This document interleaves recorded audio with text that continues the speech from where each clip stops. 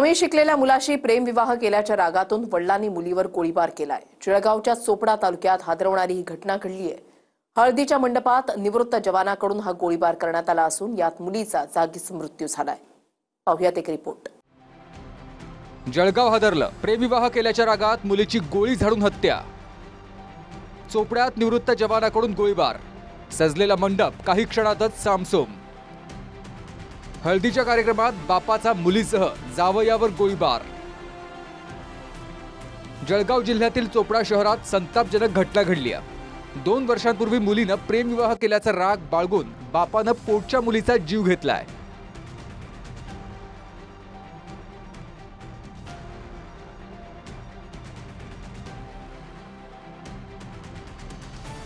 मुलीचा बाप हा सीआरपीएफचा सेवानिवृत्त अधिकारी असून त्याच्या गोळीबारात जावई देखील गंभीर जखमी झालाय।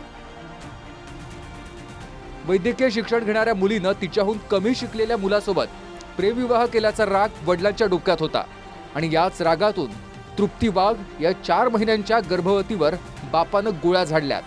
त्यामुळे या एकाच घटनेत 2 जीव गेलेत।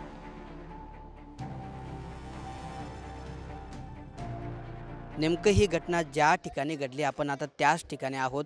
चोपडा शहरामध्ये ही घटना घडलेली आहे। चोपडाच्या आंबेडकर नगर भागामध्ये एका विवाह सोहळ्यासाठी मुलगी आणि तिचा पती या ठिकाणी आले होते। या ठिकाणी हळदीचा कार्यक्रम सुरू असताना याच ठिकाणी मुलीचा बाप या ठिकाणी आला। त्याने त्याच्याकडे असलेल्या पिस्तूलमधून या ठिकाणी गोळ्या झाडायला सुरुवात केली आणि त्या गोळी झाडता असताना एक गोळी थेट मुलीला लागल्याने तिचा जागीच मृत्यू झाला। तर दुसरीकडे जो मुलीचा पती आहे म्हणजे त्या जावई हा त्या घटनेमध्ये जखमी झालेला आहे। ज्या ठिकाणी लग्नाचा आनंद होता त्या ठिकाणी शोकाकुल वातावरण पाहायला मिळतंय। तर गोळीबाराच्या घटनेनं कुटुंब सुन्न झालंय। दोघेही पुण्याहून चोपडा शहरात एका लग्नासाठी आले होते। गोळीबारात जखमी झालेला जावई अविनाशच्या सख्ख्या बहिणीचं लग्न होतं। हळदीचा कार्यक्रम आणि सर्व नाचत असतानाच तृप्तीचे वडील किरण मांगलेंनी परवानाधारक पिस्तुलातून गोळीबार केलाय। यात मुलीचा जागीच मृत्यू झाला तर जावई अविनाश वाघ गंभीर जखमी आहे। त्याला पुण्याला उपचारांसाठी हलवण्यात आलाय। आता आम्हाला कुठल्याही प्रकारच्या काही माहित नसताना ते या ठिकाणी आले आणि त्यांनी गोळीबार करून या ठिकाणी त्यांनी असा गोळीबार केला की हा निरपराध आमचा समाज सैरावैरा पडायला लागला। आणि आम्ही त्या ठिकाणी आमच्या ज्या आया बहिणी होत्या, लहान मुलं होते, आम्ही त्यांना वाचवण्याचा प्रयत्न केला। तोपर्यंत त्या इस्माने या ठिकाणी गोळीबार केला व एक महिला जागेवर ती मृत पावली। या घटनेनंतर हळदीच्या कार्यक्रमाच्या ठिकाणी उपस्थित संतप्त वारणांनी तृप्तीचे वडील किरण मांगलेला बेदम मारहाण केली आहे। खासगी रुग्णालयात मांगलेंवर उपचार सुरू आहेत। पुण्यात तृप्ती MBBSच्या 2ऱ्या वर्षाला शिकत होती आणि याच ठिकाणी दोघांमध्ये प्रेमाचं सूत जुळलं। हा प्रेमविवाह तृप्तीच्या वडिलांना मान्य नव्हता। दोघांनी पळून जाऊन लग्न केलं आणि 2 वर्ष दोघांचा संसार सुरू होता। मात्र कमी शिकलेल्या मुलासोबत लग्न केल्याचा राग मुलीच्या वडिलांच्या डोक्यात धगधगत होता।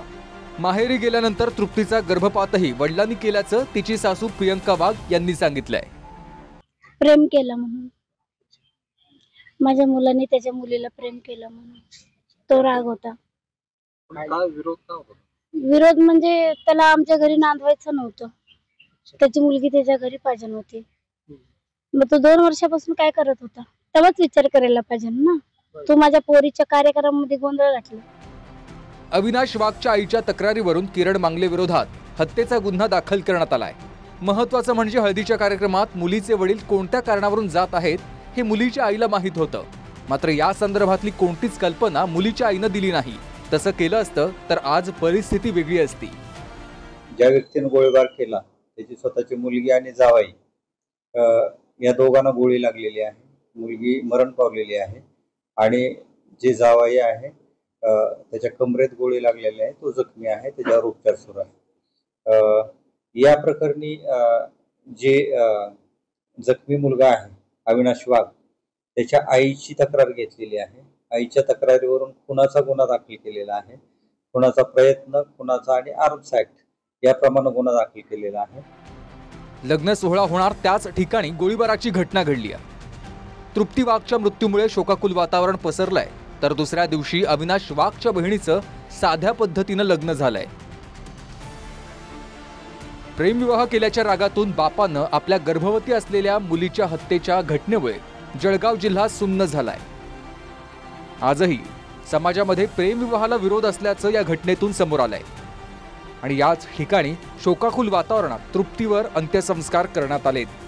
किशोर पाटील, TV9 मराठी, जळगाव.